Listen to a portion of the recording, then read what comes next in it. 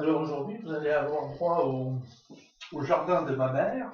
Hein. En fait, de quoi s'agit-il? Lorsque j'étais jeune, ma mère se désespérait de la forme, d'une forme très banale de son jardin.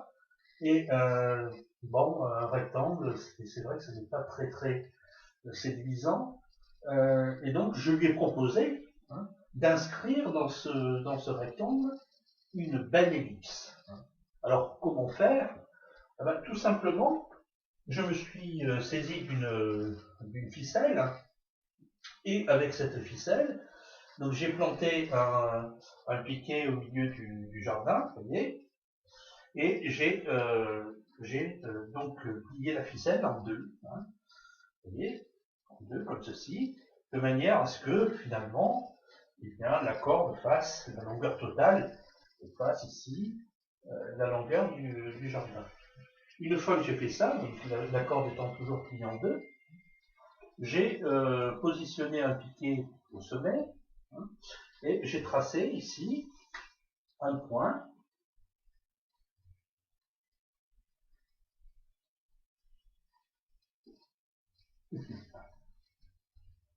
Voilà. Or ce point, je ne lui ai pas donné de nom, hein, je vous en donnerai un tout à l'heure. Et je fais la même chose de l'autre côté. Et sur ces points-là, qu'est-ce que j'ai fait? Eh bien, j'ai planté un piquet. Voilà. Donc deux petits piquets, hein, de part et d'autre. Une fois que ces piquets ont été, j'ai accroché ma ficelle ici, des deux côtés, une ici et une de l'autre côté. Voilà.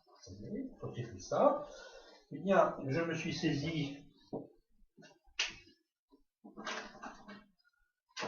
donc au bois, tout simplement, hein, et que j'ai laissé tendre, comme ceci, et j'ai tracé le bout de la ficelle, vous voyez, et qu'est-ce que je tiens? Je tiens ici, vous voyez, une ellipse. Je fais la même chose de l'autre côté.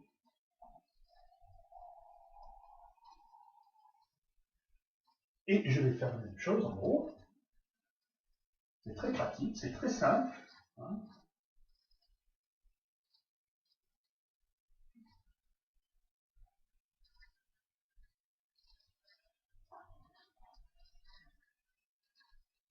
Voilà. Voilà une belle ellipse. Oh, bien sûr, ce n'est pas un château, mais quand même. Alors, qu'est-ce qu'on peut faire maintenant avec cette œuvre d'art? Eh bien, on peut étudier quelques petites propriétés. Bon, j'enlève cet affreux là-dedans, d'abord.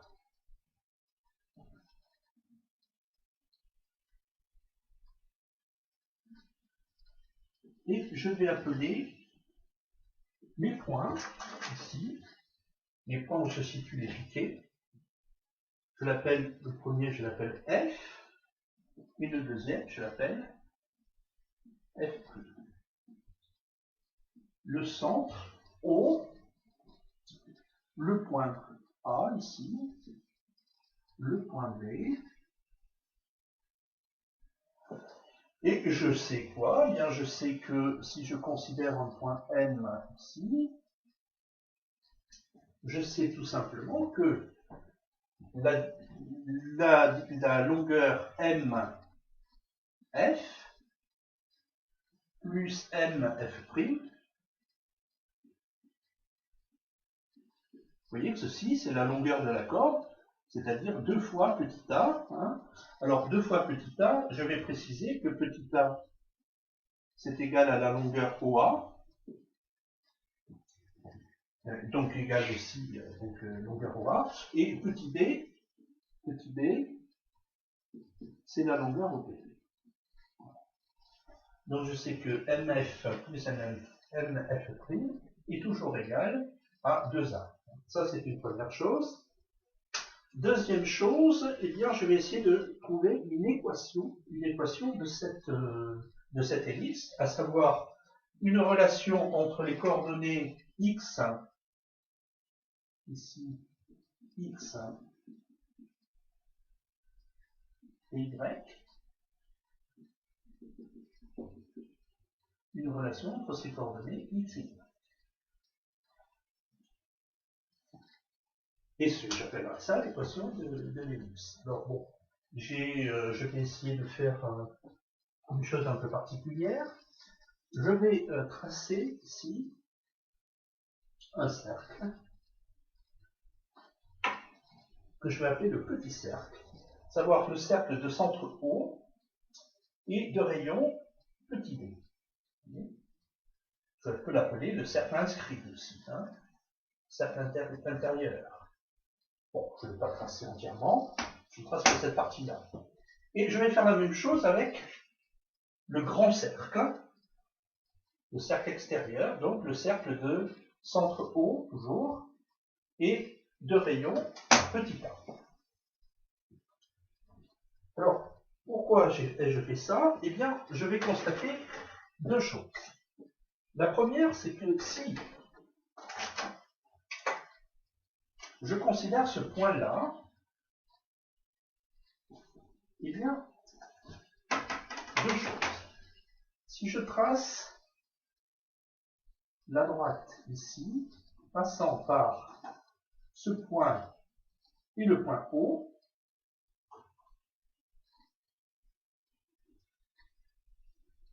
et si je trace dans un même temps la perpendiculaire à l'axe des abscisses passant par le point M, je constate que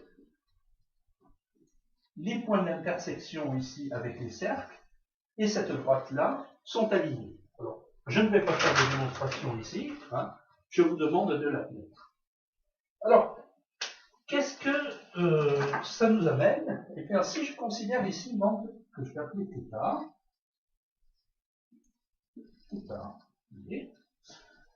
eh bien, cet angle-là me permet de dire deux choses. La première, c'est que, vous voyez que cette longueur, ici, c'est petit b.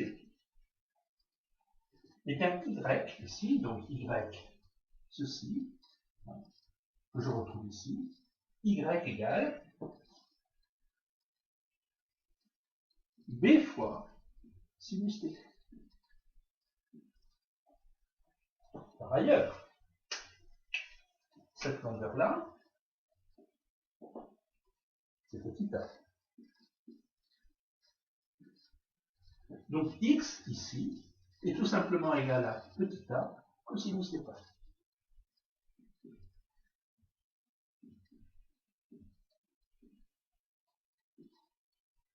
On dit que l'on a ici un système d'équations paramétriques de l'ellipse. Pourquoi système d'équations paramétriques? Parce que les coordonnées x et y de tous les points M situés sur l'ellipse dépendent d'un paramètre θ. Vous voyez que lorsque θ change, eh bien, vous avez x et y qui changent en même temps, de manière, on va dire, un peu coordonnée. Qu'est-ce que cela nous donne? Eh bien, vous voyez que si x égale à 1 cosinus θ, fatalement, cosinus θ égale à x sur a, sinus θ égale à y sur b. Par conséquent, sachant que cosinus carré θ plus sinus carré θ est égal à 1, on obtient que x sur a au carré plus y sur b au carré. Ceci est égal à 1.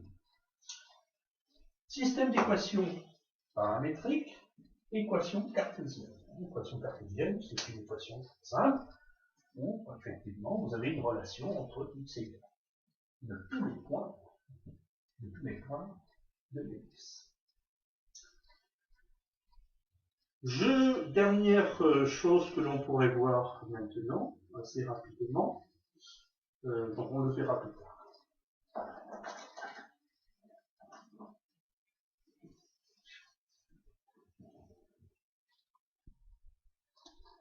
Bien, alors nous avons tracé ici une ellipse à partir de deux foyers, F et F', ici, et nous avons fait en sorte que le point M soit tel que la distance de ce point à MF' plus MF, vous voyez, MF plus MF' soit toujours égale à 2 fois A, c'est-à-dire finalement c'est la longueur de la ficelle qu'on a vue tout à l'heure. Donc, vous voyez, si je déplace le point M, donc je le déplace sans problème sur l'ellipse. Alors, première chose, eh bien, nous avons ici, on considère les coordonnées cartésiennes du point M, à savoir X et Y. Alors, si je prends le point X, par exemple, la valeur Y ici, la valeur Y, eh bien, je considère ici l'angle que fait l'axe des abscisses avec le point d'intersection ici avec le petit cercle, c'est-à-dire le cercle de rayon petit b. Donc si ceci est égal à petit b, et si je prends θ, cet angle-là, vous voyez que y ici, finalement, est égal à petit b multiplié par le sinus θ. Y égale à petit b sinus θ ici. Bon. Par ailleurs, donc je ne l'ai pas tracé, mais je vais le faire rapidement. Si je considère le cercle, le grand cercle maintenant, le cercle de centre O et de rayon OA, donc de rayon petit a.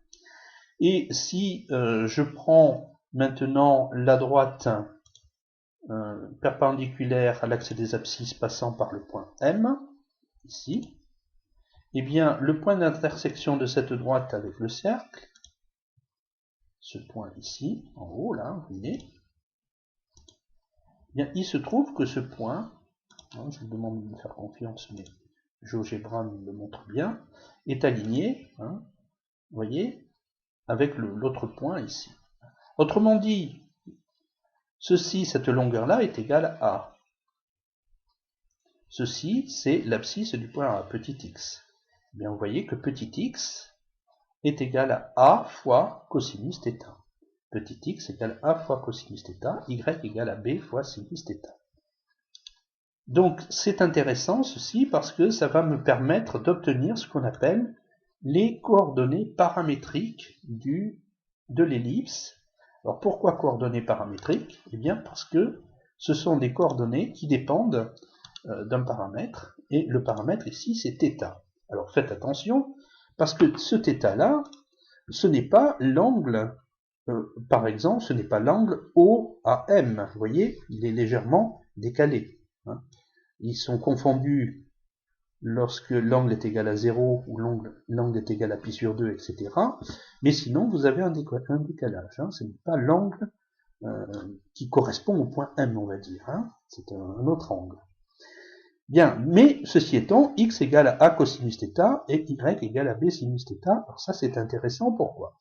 Parce que je peux écrire que cosinus θ est égal à x sur a, que sinus θ est égal à y sur b.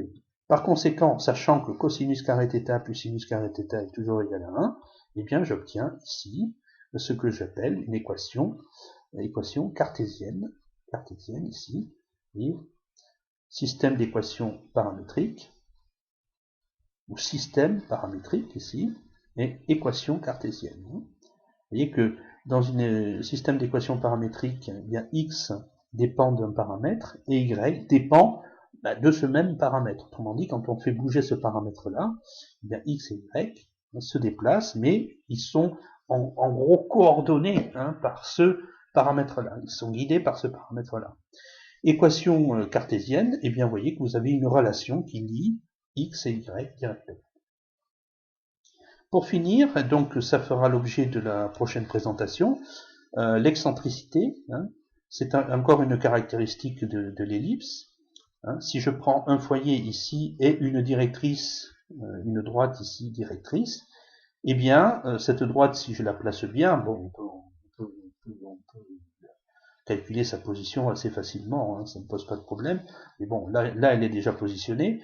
Eh bien, par définition, en fait, d'une conique, une conique, c'est l'ensemble des points dont la distance à un foyer divisée par la distance à une droite directrice. Eh bien, cette distance, OF, MF sur ME, ce rapport-là est égal toujours, il est constant. Cette constante-là, c'est ce qu'on appelle l'excentricité. Par ailleurs, on démontre que cette excentricité, finalement, elle est égale à la distance OF, ou bien OF' ici, divisé par OA. OF sur OA.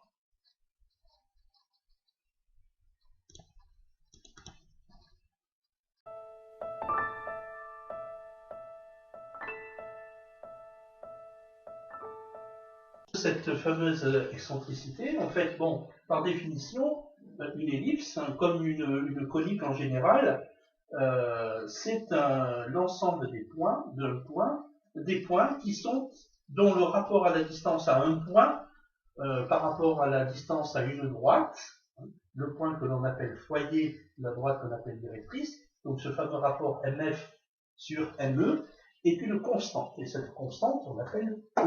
Hein. Alors, voyez, bon, facile de positionner un foyer. Maintenant, par rapport à, bon, je suppose connu, je suppose que j'ai tracé le normal, justement, hein, j'ai fait tracé mon ellipse avec ma ficelle.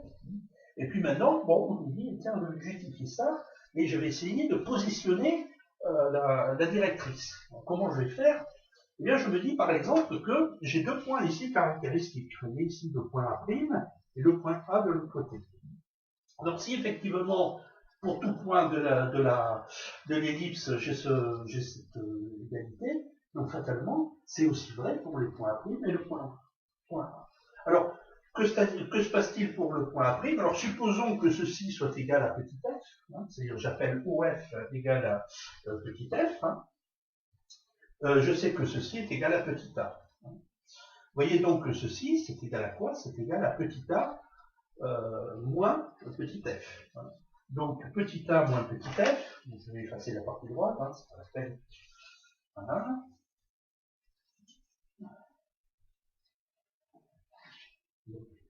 J'ai petit a, non, je suis passé un peu tôt, moins petit f,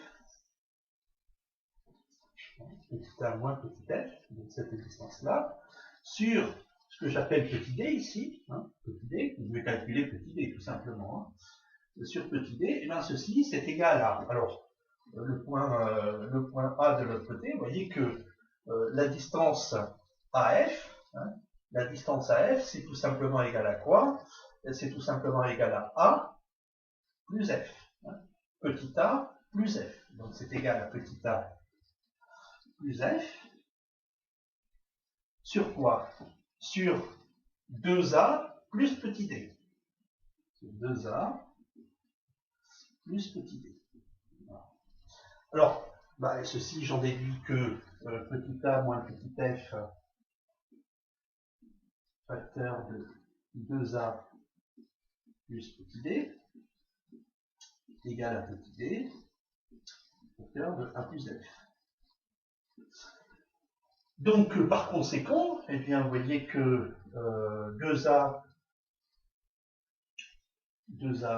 facteur de A moins petit f, plus petit d facteur de A moins petit f, égal à petit d, facteur de A plus petit f. Par conséquent, en faisant passer ceci de l'autre côté, hein, donc je vais avoir le petit d, facteur de A plus petit f moins A moins petit f, c'est-à-dire 2 fois df, ou f multiplié par 2 fois f, hein, c'est de l'autre côté, c'est ce que je trouve, eh bien, égal à ceci, égal à 2a, facteur de A moins f. Et que par conséquent, vous voyez que petit d, c'est égal à petit a, facteur de petit a moins f, sur petit f. Petit d égale à ceci. Donc vous voyez que connaissant petit a, connaissant petit f, eh bien, je peux positionner ma directrice. Alors juste une remarque, hein, ceci c'est égal à l'excentricité. Alors, si je remplace d par sa valeur, ici, hein, bien vous voyez que le a moins petit f va s'annuler, et finalement je vais trouver que l'excentricité égale à petit f sur petit f. L'excentricité, finalement, c'est égal à ceci divisé par cela. Hein. Ah oui, mais est-ce que ça marche bien ici? Ah oui, parce que là, je le fais tout facilement. Bah, je vais simplement vérifier. Hein. Je vais vérifier que 2a plus petit d, hein, 2a plus petit d, 2a plus petit d, c'est égal à 2a plus ceci. C'est 2a plus a facteur de a moins f sur F. Donc c'est égal à 2AF plus A au carré moins AF sur F. Donc c'est égal à AF plus A sur F. En mettant A en facteur, c'est égal à A facteur de A plus F sur petit f. Donc ça c'est 2A plus D. 2A plus D. Et donc si je fais la division par A plus F divisé par ceci, vous voyez qu'il va me rester 1 sur A sur F, c'est-à-dire F sur A, et je retrouve la formule. C'est bon.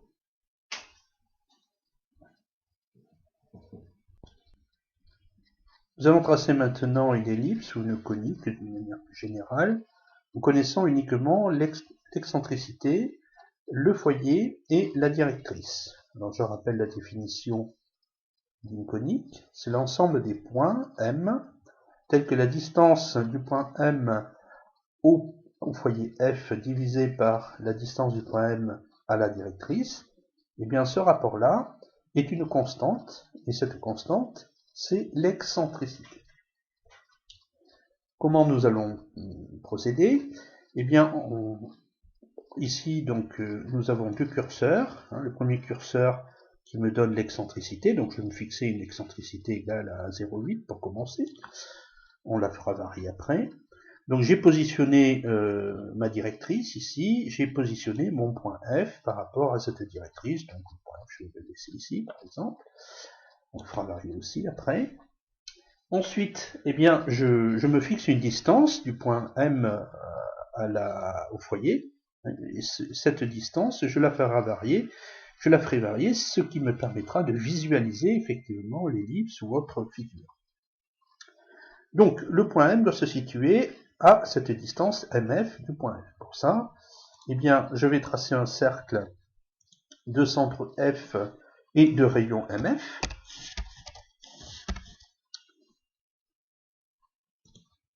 Une fois que j'ai fait ceci, donc je vais essayer de voir un peu plus près, donc pour ça je vais tout simplement, ce n'est pas le point A qu'il me faut, donc je vais réduire légèrement, voilà, distance MF. Ensuite, je veux avoir un point, des points qui se situent à une distance de la droite D, cette distance doit être égale à MF sur E. MF sur E, autrement dit, je dois me décaler sur la droite ici de la distance MF sur E. Bien pour cela, je vais tracer une parallèle à la droite D, ici, donc à cette position-là. Donc pour ça, je vais tracer la droite d'équation x égale, alors, psi de D, x de D, ici, plus, eh bien, cette fameuse distance, donc, c'est-à-dire MF sur E. Plus MF sur E. J'ai cette droite-là. Maintenant, je vais prendre l'intersection de cette droite avec le cercle, qui me donne 2 points, A et B. Donc, je n'ai plus besoin d'afficher la droite, je n'ai plus besoin d'afficher le cercle. Et en revanche, si je veux voir le mouvement des points, eh bien, j'affiche la trace et je peux ici faire bouger donc les points en modifiant la distance MF. Voilà, vous voyez que j'obtiens une ellipse. Voilà. Donc une excentricité ici de 0,8. Bon. Je vais garder cette excentricité dans un premier temps. Je vais modifier, je vais positionner mon point F un peu plus près de la droite D. Et je vais voir ce que ça donne. Vous voyez, donc j'obtiens encore une ellipse. Voilà. Encore un peu plus loin.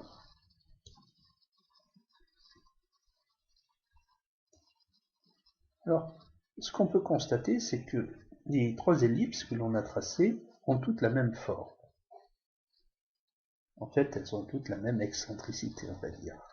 Mais plus ou moins grande suivant que le point est plus ou moins proche de la droite D. Maintenant, on va faire varier l'excentricité E. Alors, donc je vais prendre E égale par exemple à 1. Alors que se passe-t-il si E égale à 1? Peut-être que vous le savez déjà.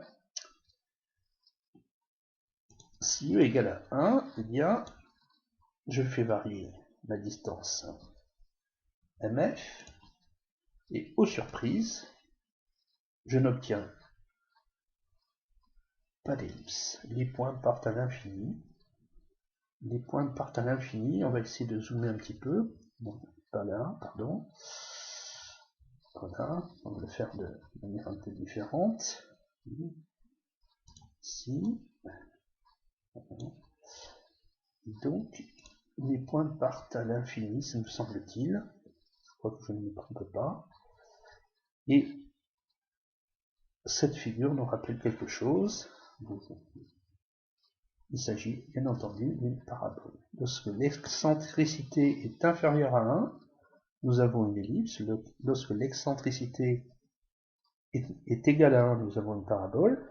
Et bien entendu, lorsque l'excentricité est supérieure à 1, je prends 1,5 par exemple ici, eh bien, nous allons avoir une hyperbole. Alors ici, bien entendu, on n'a qu'une demi-hyperbole, l'autre partie devant se trouver de l'autre côté ici. Elle n'est pas tracée.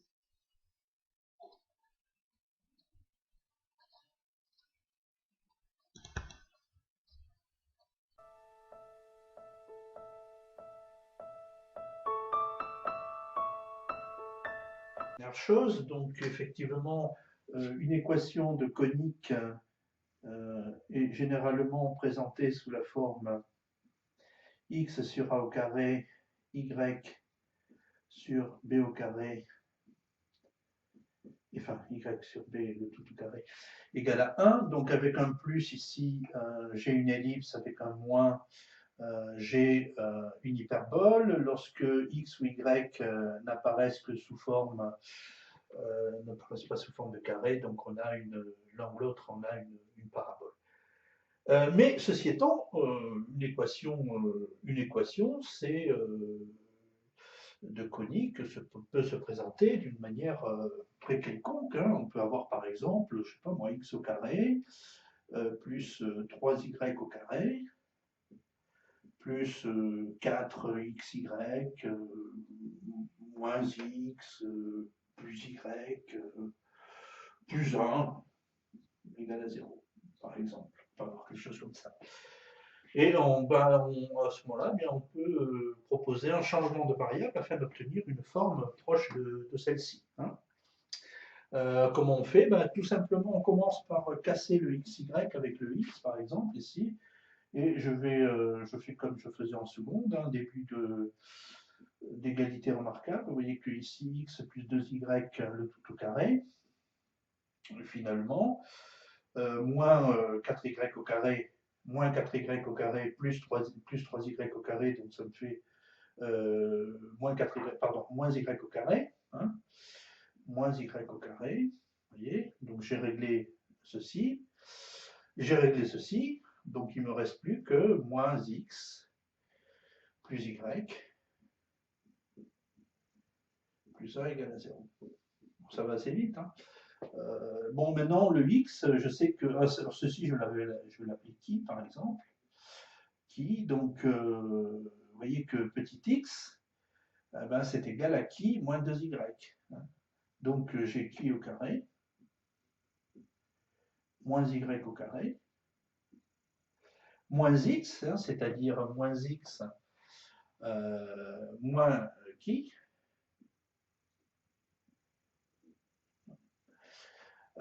Donc x égale à qui moins 2y, donc moins x, ça va faire plus 2y. Donc plus 2y plus y, ça fait plus 3y. Plus 1 égale à 0.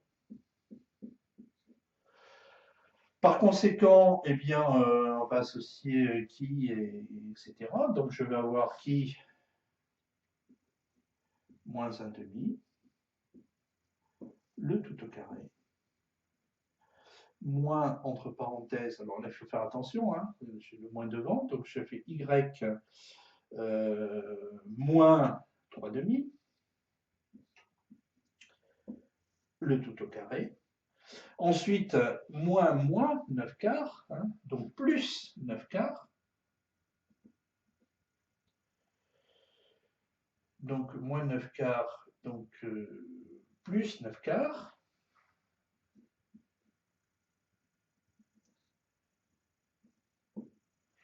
Ici, il ne faut pas que j'oublie d'enlever le 1 quart, moins 1 quart,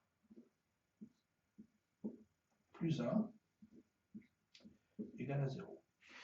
Et donc ceci, 9 quarts plus 1, donc ça me fait 2 plus 1, et donc ça me fait plus 3.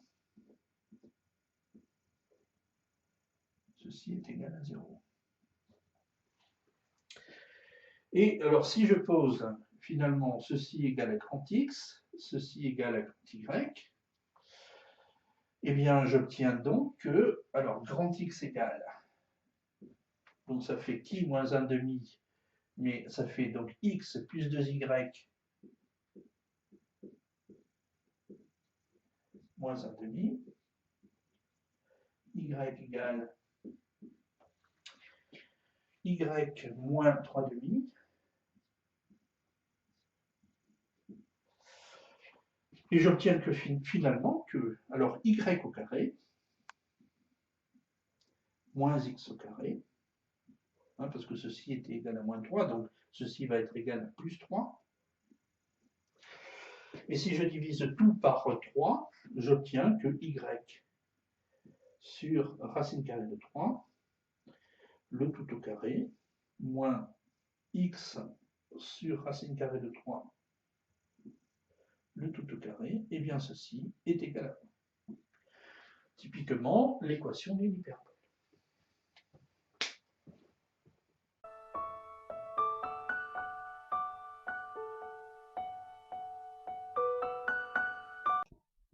Bon, bien, je vais pour finir calculer l'aire de l'ellipse ici. Donc pour ça, bien classiquement, hein, je vais prendre ici une position X. Je vais donc considérer un petit rectangle autour de X.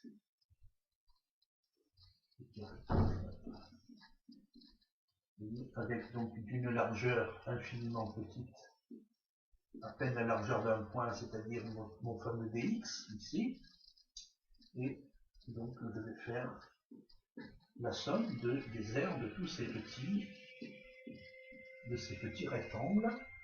Je rappelle que ici, ceci, si la position du point ici c'est x, ici j'ai y. Hein. Donc les petits rectangles sont d'une aire 2 fois y multiplié par dx.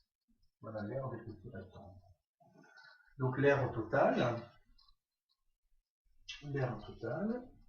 c'est égal à la somme pour x allant de moins a jusqu'à plus a de tous les 2 fois y fois dx.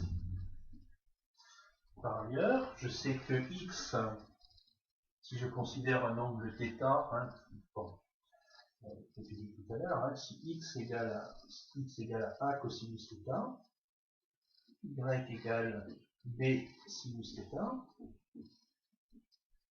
Alors, qu'est-ce qu'on peut dire de la dérivée de x par rapport à θ, hein? Alors, x prime par rapport à θ, hein, en physique on note ça dx sur dθ. Vous voyez que dx sur dθ, eh bien c'est égal à a multiplié par eh bien, la dérivée du cosinus, c'est-à-dire moins sinus θ. Et donc dx, vous voyez que dx finalement, c'est égal à moins a sinus θ. Voilà, tout simplement. Que se passe-t-il aux bornes petit a?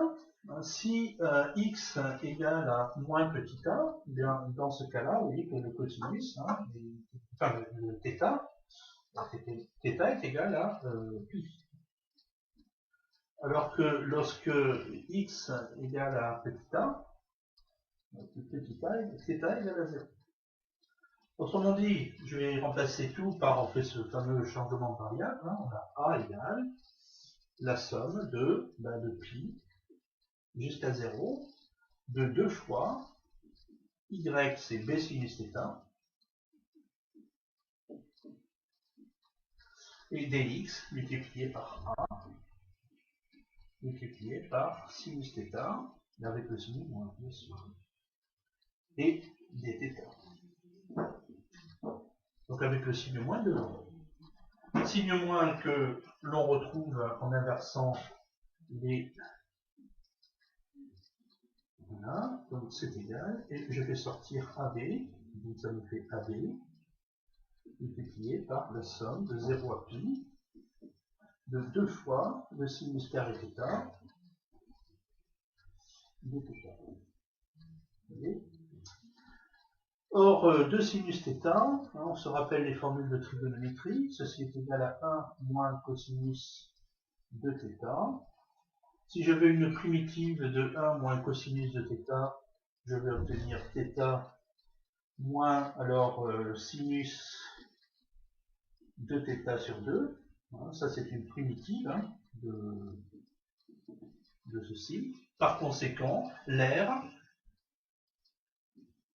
est égal à AB multiplié par θ moins sinus de θ, pris entre les bornes 0 pi. Que se passe-t-il pour θ? Θ, ça fait pi moins 0, donc ça va faire pi. Pour sinus de θ, eh bien ça va faire sinus de 2pi moins sinus de 0, donc ça fait 0, donc on n'a plus rien. Donc en fait, que ceci, l'air est égal à pi multiplié par AB, donc ce qui paraît logique. Lorsqu'on a un cercle, enfin un disque, vous avez A égale à B, égale à petit r, et on sait que l'air d'un disque est égal à r au carré multiplié par B. Bon, quand on a une ellipse, on peut dire que c'est un disque déformé. L'intérieur de l'ellipse est un disque déformé, autrement dit c'est A fois B multiplié par B. Alors, maintenant, comment faire pour calculer la longueur de l'ellipse? Alors là, bon, c'est un peu plus compliqué. Alors, je vais faire un aveu, je vais tricher un petit peu. Je vais tricher un petit peu. Ça ne marche pas toujours, ce que je vais faire là. Ça ne marche que pour les figures régulières. Alors, bon, certaines figures, ça marche pour le carré, ça marche pour le rectangle, ça marche bien sûr pour le cercle. Ça ne marche pas pour le triangle.